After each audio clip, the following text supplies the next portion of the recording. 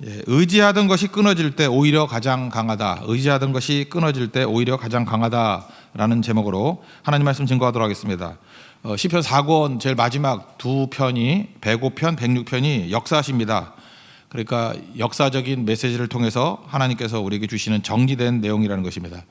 종종 그렇게 묻습니다. 뭐 때문에 우리 한국사도 배우지 않는데 이스라엘 역사를 배우나?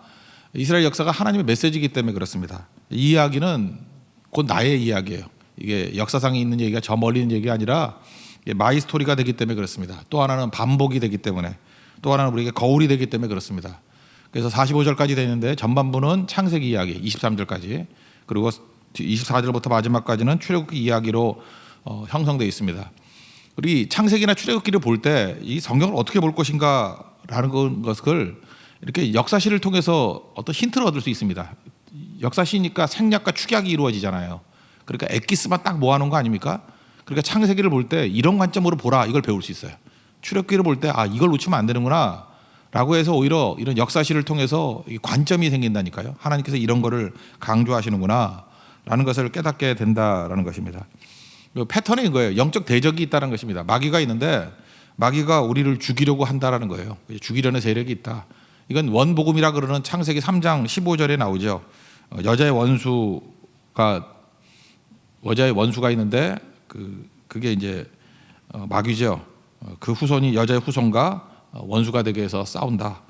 그 다음에 여자의 후손은 내 머리를 상하게 할 것이다. 마귀를 멸할 것이고 너는 그의 발꿈치를 상하게 할 것이다. 그러니까 우리 하나님 백성들이 예수 그리스도의 후손들 아닙니까? 우리들 믿게 될 때 마귀의 언제나 공격이 있다라는 것입니다. 그래서 마귀의 목적은 뭐냐면 하나님의 그 생명의 계대에 씨를 말려버리는 거예요. 그래서 출애굽기 뭐로 나오죠? 유아 살해 정책으로 나오죠. 씨를 말려버리는 거. 지금 같은 뭐죠? 우리 후손들에게, 그 다음 세대에게 복음이 전수되지 못하도록 만드는 거. 씨를 말려버리는 거예요. 그게 마귀가 쓰는 방법인데, 그러면 절망이잖아요. 우리는 약한데 마귀가 씨를 말려버린다. 그때 하나님의 개입이 있다는 거예요. 특별히 하나님이 준비시켜준 사람, 창세기에서는 요셉이고 출애굽기에서는 모세와 아론, 그런 사람을 준비시켜 주시고 하나님께 구했을 때 하나님이 개입하신다.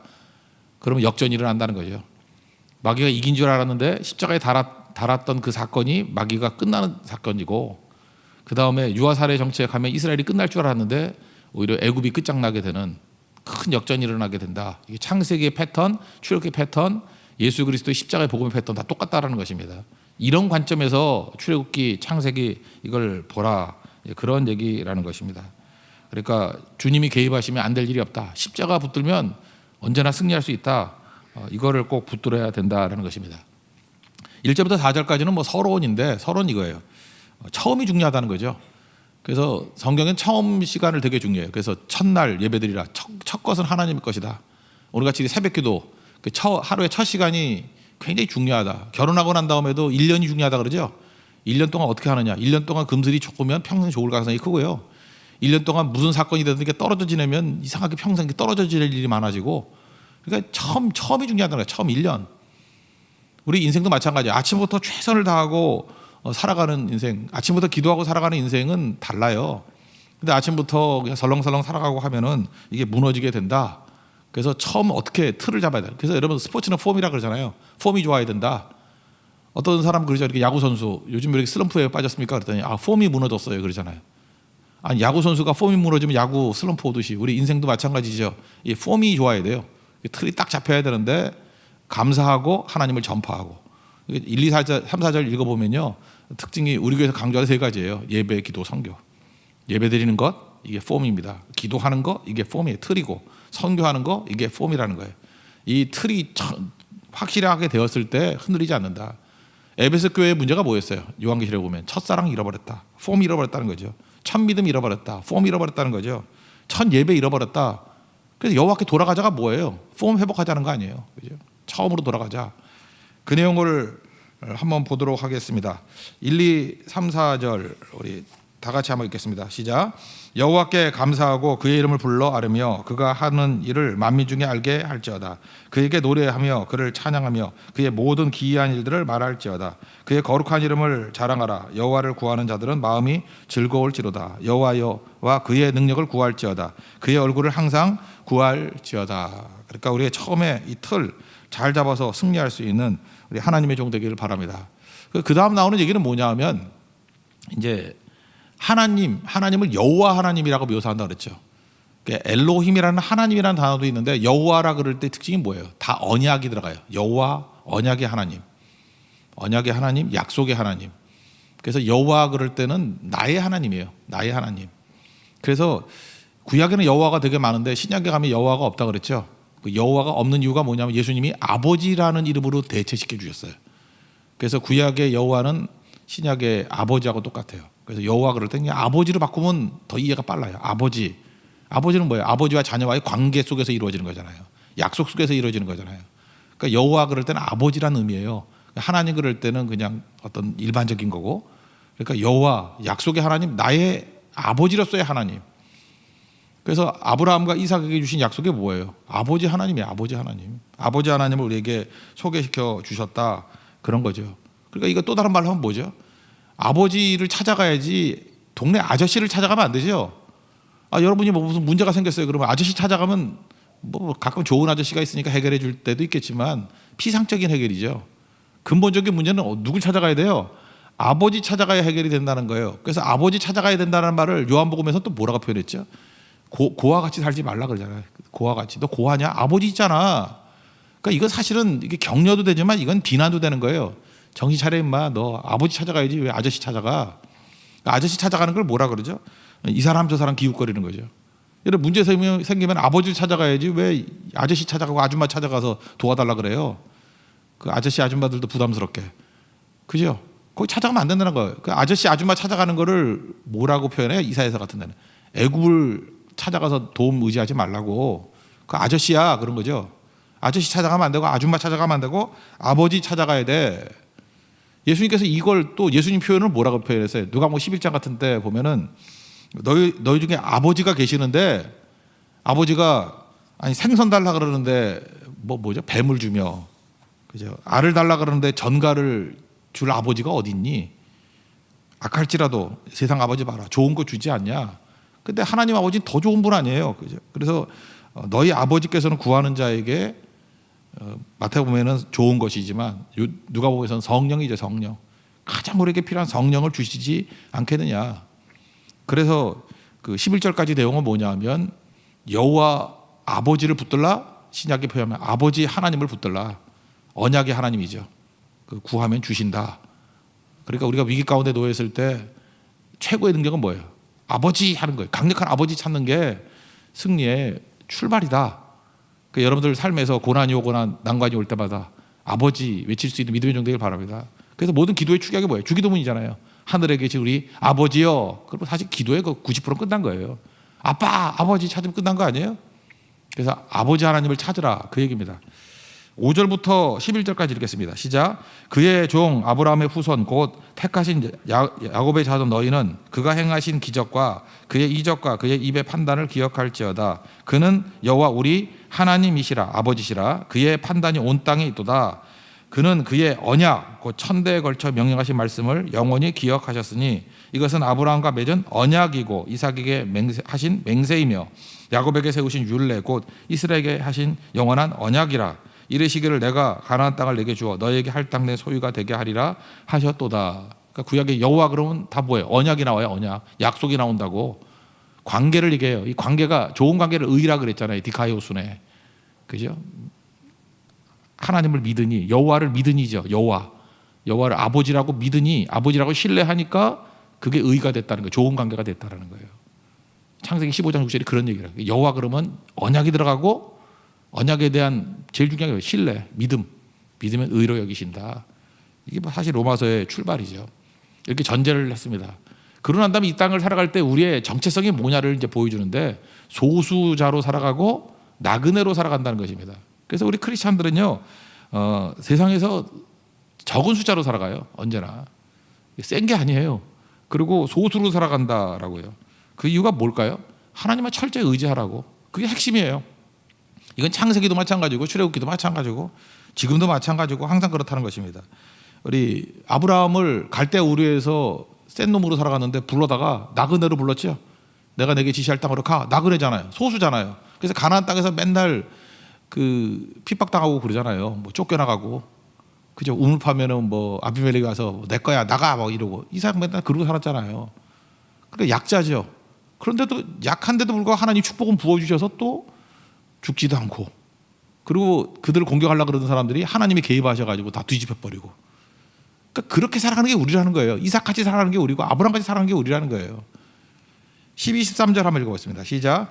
그때 그들의 사람의 수가 적어 그 땅에 나그네가 되었고 이 족속에게서 족속에게로 이 나라에서 다른 나라에게로 떠돌아 다녔도다. 우리 정체성이 뭐예요? 소수와 나그네다.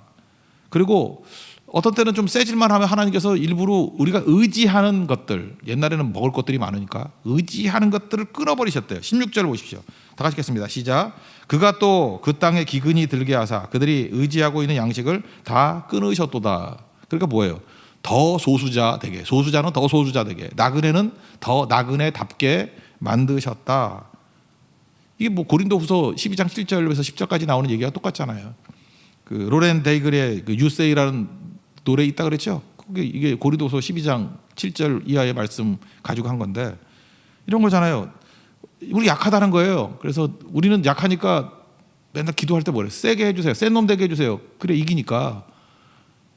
이게 접근이 잘못된 거죠. 내가 세져가지고 뭐 할 거야? 교만만 해지지. 소수자와 나그네 약자로 있으라는 거예요.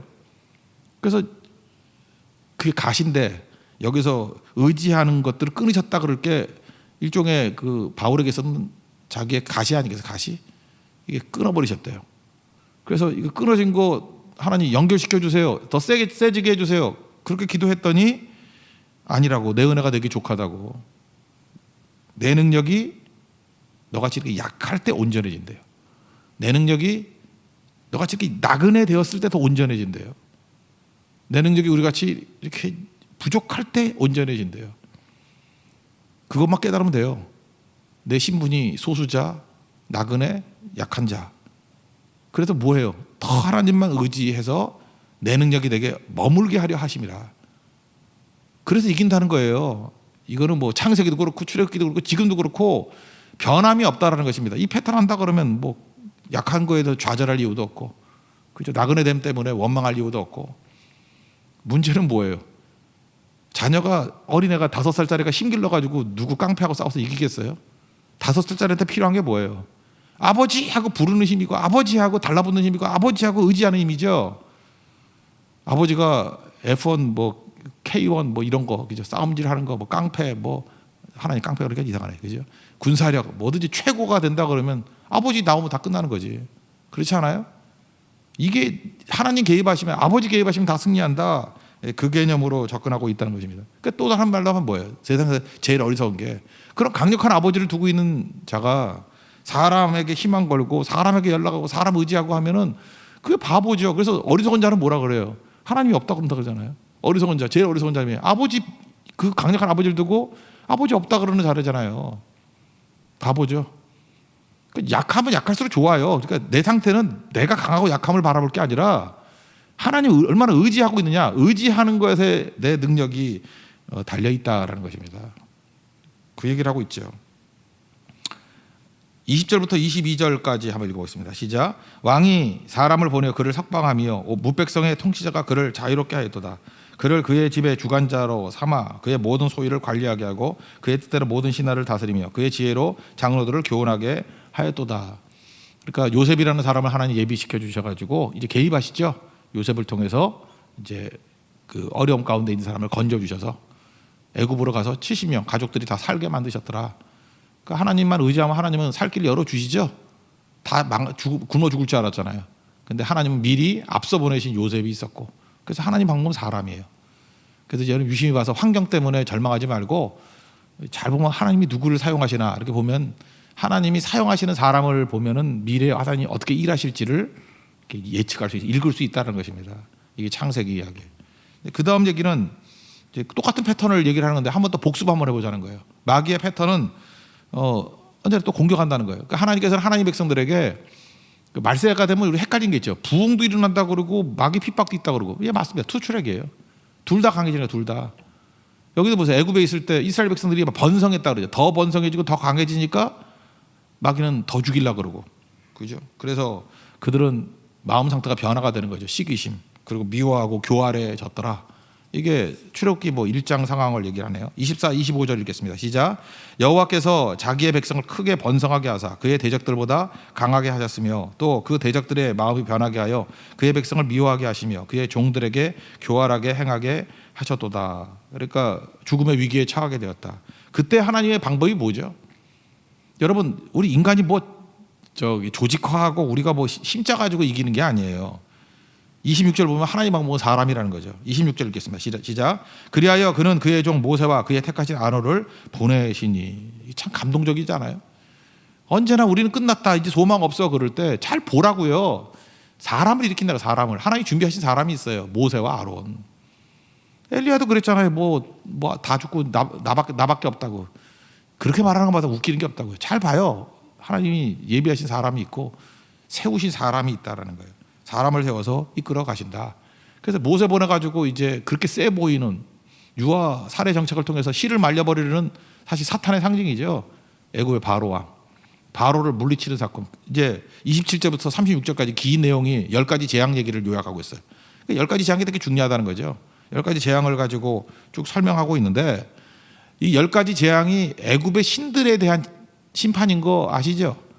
우리 출애굽기 12장 12절 보면은 그 홍해 갈라지는 사건, 거기 이렇게 설명이 됐어요. 출애굽기 12 그냥 읽어드릴게요.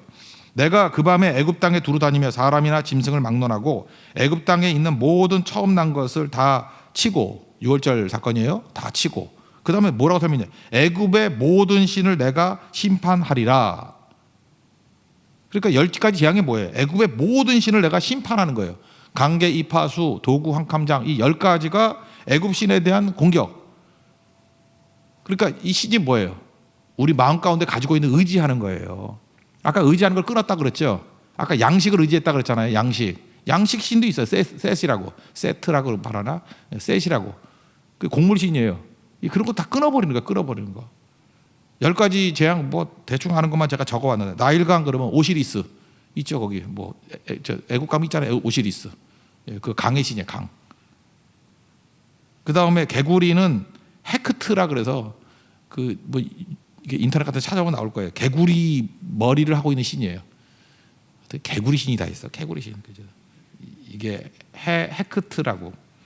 이 있죠. 이 관계 이파순이. 이는 사막에 있는 신인데 셋이라고. 셋. SETH로 돼 있다. 셋. 파리는 또 파리 신이 있대요. 우아티트. 그다음에 동물 전염병 있었죠. 그죠? 수역 동물 전염병. 황소신 아피스. 혹시 그 볼펜 좋아하는 사람 있어요? 볼펜에 아피스 볼펜 있는데 뭐 아주 비싸지 않은 거. 그게 황소예요. 황소신. 나도 그 뭣도 모르고 들고 다니다가 기분 나빠서 버렸어. 황소신이 뭐예요? 풍요의 상징이잖아요. 황소. 그 미국의 그 월스트리트 같은 데 가보면 황소들 있잖아요. 막 이렇게 풍요 말하는 거예요. 풍요. 돈신. 그죠? 이런 거. 아피스. 그거 멸하신다는 거예요. 우박은 하늘신이에요. 누트라 그래서 하늘신. 하늘에 뭐 비 내리는 신. 그 다음에 뭐 메뚜기는 아까 곡물신 얘기 똑같은 거예요. 그 세트라고. 그죠? 이게 곡물신. 그 다음에 어둠신. 어둠이 왔다는 건 뭐예요? 태양을 믿었죠. 태양신. 라라고. 라를 믿었는데 깨버린 거고. 그 다음 마지막 그 바로가 라라 그랬잖아요. 라의 아들. 그러니까 바로의 아들 장자를 다 죽여버렸다는 거. 태양신의 아들도 다 죽여버렸다. 그게 무슨 얘기죠? 내가 의지하고 있는 모든 것들이 가짜 신이라는 걸 알고 다 끊어버린다는 거예요. 애굽에는 심판으로 나타나지만 우리 마음 가운데 뭐예요? 내가 의지하고 있는 10가지 의지하는 신들, 우상들을 파괴하는 거예요. 여러분, 이 고난이 그런 거예요. 내가 의지하는 것들 하나씩 깨면 깰수록 나는 강해져요. 여러분, 의지하는 게 뭐 있어요? 뭐 어떤 사람 학벌 의지한다. 학벌이라는 신도 있을 수 있다고. 뭐 좋은 가문이라는 거 의지할 수 있잖아요. 또 뭐 돈 좀 있어요? 돈. 어떤 사람 건강이 너무 좋아가지고 나는 뭐 돌을 씹어도 소화할 수 있어. 그런 신들 다 무너뜨리는 거예요. 그래서 우리 모든 것들 소수자가 되고 또 나그네가 되어서 하나님만 철저히 의지하면 하나님이 개입하시면 승리한다. 그게 핵심이에요. 그래서 10가지 신들을 멸하시듯이 우리 속에 있는 의지하는 것들이 멸해지면 하나님의 크나큰 승리가 있게 된다는 것입니다. 고린도후서 10장 5절.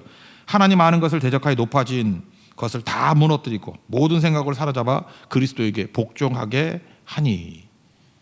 이게 우리 핵심이에요. 고린도후서 10장 5절. 다 복종하게 하니. 그러면 승리한다는 거죠.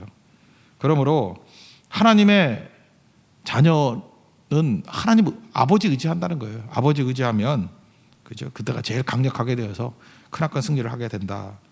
그런 얘기죠. 이것도 뭐 대충 한번 읽어봅시다. 29절부터 36절까지만 읽겠습니다. 시작. 그들의 물도 변하여 피가 되게 하사 그들의 물고기를 죽이셨도다. 그 땅에 개구리가 많아져서 왕의 궁실에도 있었도다. 여호와께서 말씀하신즉 파리때가 오며 그들의 온 영토에 이가 생겼도다. 비 대신 우박을 내리시며 그들의 땅에 화염을 내리셨도다.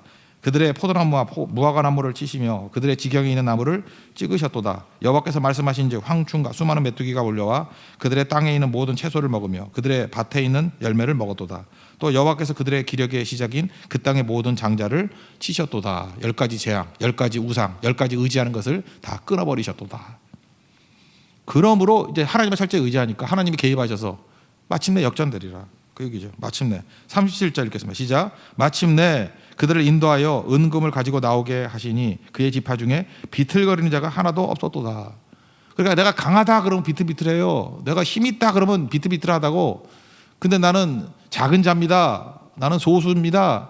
나는 나그네입니다. 나는 약합니다. 그리고 하나님만 철저히 의지하면 비틀거릴 일이 없다는 거예요. 이 다른 성경에는 뭐라고 그래요? 미끄러진다 그러죠. 미끄러질 일이 없다는 거예요. 미끄러질 일 없다, 비틀거릴 일 없다, 오히려 더 강력하다.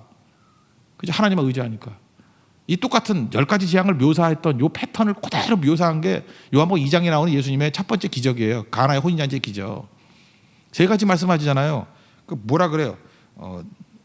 항아리에 물을 채우라. 첫 번째 채웠더니 갖다 주라. 갖다 주었더니 물로 된 포도주를 맛보게 됐다고. 누가 알아요? 물도온 하인들을 알더라. 그 핵심이에요. 그 딱 요약해 놓은 거라고. 10가지 재앙기 패턴들. 우리는 속수무책이에요. 결핍의 존재. 아무것도 없어요. 그러니까 당시의 사람들은 이스라엘 백성에게서는 결혼식에는 포도주가 없으면 안 되는 거예요. 근데 답이 없어요. 우리 인생도 그렇죠. 반드시 뭘 해야 되는데 답이 없어요. 그때 예수님만 의지하면 되죠. 말씀하신 그대로 하라고. 그 다음에 우리가 필요한 게 뭐예요? 순종이라고. 채우라. 채웠더니. 갖다 주라. 갖다 주었더니 역전되리라. 어떻게 이런 포도주가 다 있었어? 물이 변하여 포도주 되더라. 누가 알아요? 아버지 의지하고 순종했던 사람들을 알더라. 물도온 하인들을 알더라. 이게 또 다시 10가지 재앙을 요약해 놓은 거예요. 이게. 마침내 승리하게 되더라. 이것이 마이 스토리가 돼야 된다는 거예요. 마이 스토리. 이게 우리 이야기가 돼야 된다. 이게 왜 가능하죠? 하나님 우리 아버지시기 때문에. 좋은 거 주시죠? 우리 아버지이기 때문에 구하면 성령 주시죠? 그 얘기하는 거예요. 38절부터 42절까지 읽겠습니다. 시작. 그들이 떠날 때 애굽이 기뻐하였으니 그들이 그들을 두려워함이로다. 여호와께서 낮에는 구름을 펴사 덮개를 삼으시고 밤에는 불로 밝히셨으며 그들이 구한즉 메추라기를 가져오시고 또 하늘의 양식으로 그들을 만족하게 하셨도다. 반석을 여신즉 물이 흘러나와 마른 땅에 강같이 흘렀으니 이는 그의 거룩한 말씀과 그의 종 아브라함을 기억하셨음이로다. 아브라함을 기억했다. 여호와 하나님 아버지라는 거죠. 다 요한복음 2장에 나오는 거 채우심 그거잖아요. 오늘도 이런 승리를 맛봐야 된다는 것입니다. 그러므로 우리 삶에 있어서 어떤 일이 벌어져야 되냐? 하나님만 의지하고, 그러니까 우린 약하다. 하나님 의지하라. 그럼 개입하셔서 역전되리라. 그 패턴이라는 거예요. 창세기, 출애굽기, 우리의 삶. 그러므로 초대교회도 어려움 당했을 때 그들이 구했던 게 뭐예요? 마라나타, 아멘, 주 예수여 오시옵소서. 그게 뭐예요? 하나님의 개입이죠. 아버지의 개입이죠. 우리가 철저히 주님만 의지합니다. 개입해 주십시오. 우리 그것만 하면 되죠. 스스로 약해져야 돼요. 스스로 나를 의지하면 안 돼요. 의지했던 거 다 끊어버려야 돼요. 나는 죄인입니다. 불쌍하게 여겨 주십시오. 아버지의 개입을 원합니다. 역전시켜 주십시오. 그게 아멘 주 예수여 오시옵소서. 마라나타. 그 얘기입니다. 구약의 마라나타 얘기. 마지막 읽어보겠습니다. 43절부터 45절 시작. 그의 백성이 즐겁게 나오게 하시며 그의 택한 자는 노래하며 나오게 하시고 여러 나라의 땅을 그들에게 주시며 민족들이 수고한 것을 소유로 가지게 하셨으니 이는 그들이 그의 율례를 지키고 그의 율법을 따르게 하려 하심이로다. 할렐루야. 이게 승리하는 마지막 모습이라는 것입니다. 이런 승리를 맛보는 믿음의 종 되기를 축원합니다. 자리에 세련하겠습니다. 역전되리라 찬양하겠습니다.